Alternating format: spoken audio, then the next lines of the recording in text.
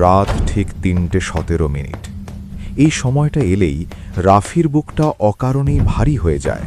কারণ ঠিক এই সময়েই তার ফোনটা কোনো কারণ ছাড়াই নিজে থেকে জ্বলে ওঠে।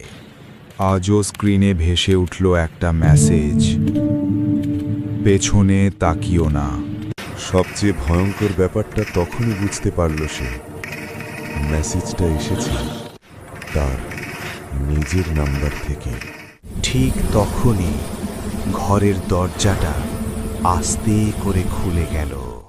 আর সেই মুহূর্তেই ফোনে ভেসে উঠল আরেকটা লাইন, আমি তোমার ঠিক পেছনে দাঁড়িয়ে আছি। রাফি সাহস করে পেছনে তাকালো, কিন্তু ঘরটা ফাঁকা ছিল। ঠিক তখনই তার চোখ পড়ল আয়নার দিকে, আর বুকের ভেতরটা হঠাৎ করে হিম হয়ে গেল।